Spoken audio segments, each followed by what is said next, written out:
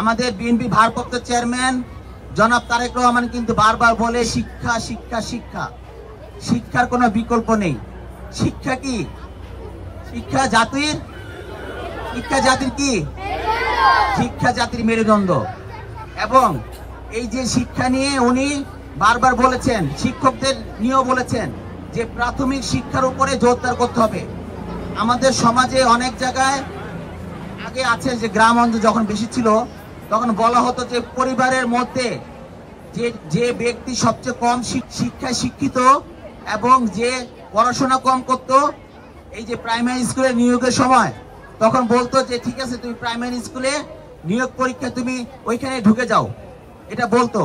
কিন্তু আমাদের বিএনপি ভারপ্রাপ্ত চেয়ারম্যান জনাব তারেক রহমান ওইটাকে উল্লেখ করে আমাদেরকে বার্তা দিয়েছেন এবং প্রাথমিক শিক্ষাতে যারা এই ধরনের এই যে প্রাথমিক শিক্ষক তাদেরকে বার্তা দিয়েছেন যে সমাজের মধ্যে সবচেয়ে বেশি শিক্ষিত, সবচেয়ে বেশি মেধাবী সেই প্রাথমিক শিক্ষায় সে চাকরি করবে, এটা তিনি ঘোষণা দিয়েছেন।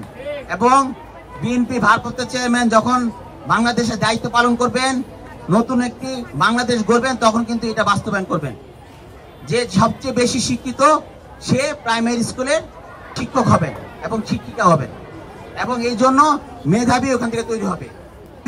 মানুষদেরকে প্রাথমিক বিদ্যালয়ে শিক্ষকের মর্যাদা দান করা হবে। ইউনিভার্সাল কার্ডিয়াক হসপিটাল, আপনার হৃদয়ের আরো কাছে।